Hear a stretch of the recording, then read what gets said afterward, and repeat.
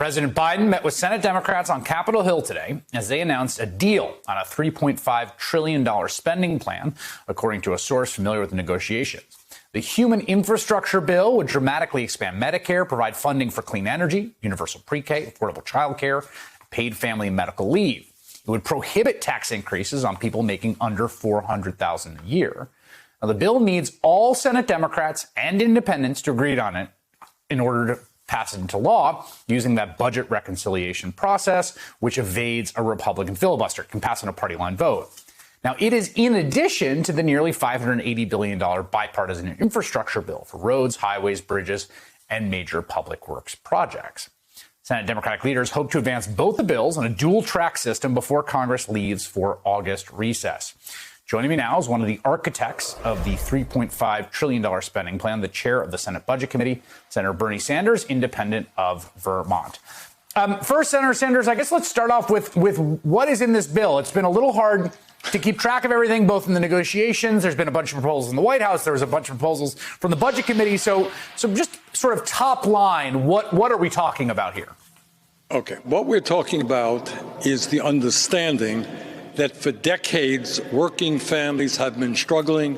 The very rich have been getting richer, and you got billionaires and large corporations that pay in a given year nothing in taxes. Point number one, this bill will substantially raise taxes on the richest people in this country and the largest corporations. That's number one. Number two, for decades, we have ignored the needs of working families. Everybody knows that we have a child care system which is dysfunctional. In my state, $15,000 a year, and that's about average nationally.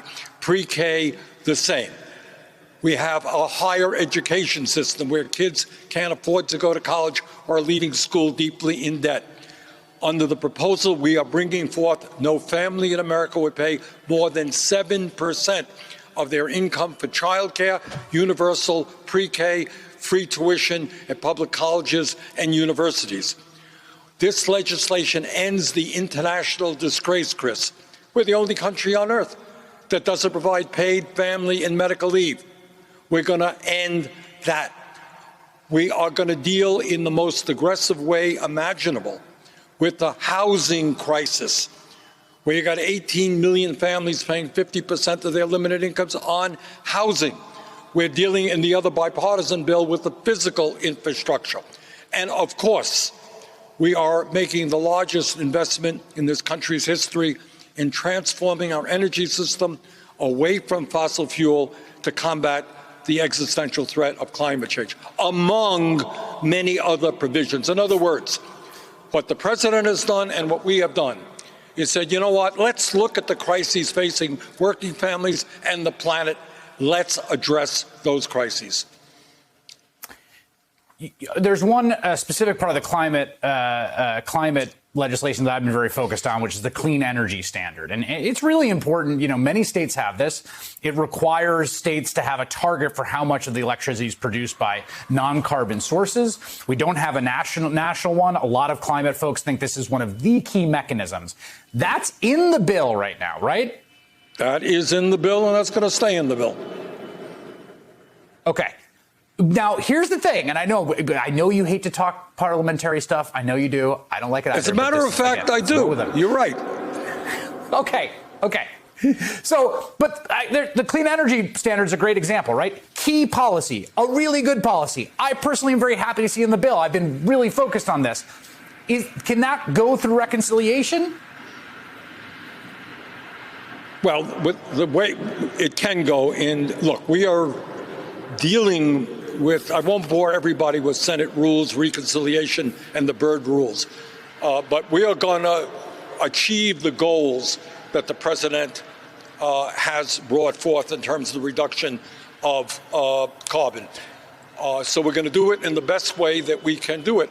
And among many other provisions, I mean, we're going to be talking about moving aggressively in transportation, moving toward an electric transportation system, dealing with agriculture, dealing with weatherization, making sure that our power plants are not reliant on carbon, but sustainable energy.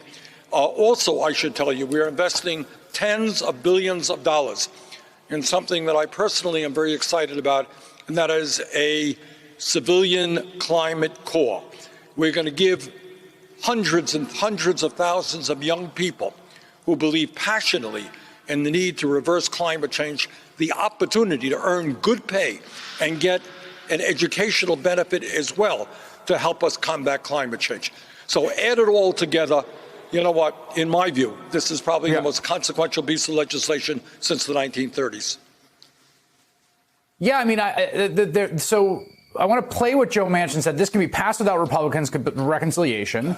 It has to pencil out, right? It can't be deficit spending. My understanding about the rules here. So I want to play what Manchin said, which was, it sounds like people are open. Everything I've heard from Democrats today is basically more or less on the same page. This is what he had to say. Take a listen. I've been very clear that I want to see the pay-fors and make sure that whatever we do is going to be globally competitive. Is 3.5 trillion too high? Is 3.5 trillion too high? Depends if we can pay for it. And still be globally competitive. So the point is this is already penciled out. Like, everyone who worked on this has done the math, right? Am I correct in that? Yes.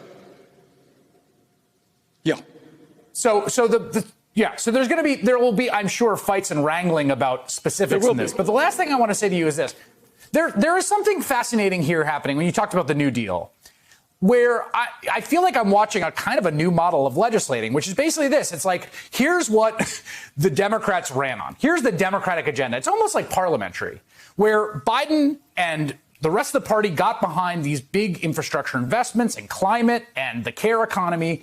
And what you're coming forward today is basically like saying, here it is all together. One thing, we're not going to pass it piecemeal. We're not going to, do it out of these committees. This is the agenda right here. Is that a fair way to sort of characterize what we're seeing?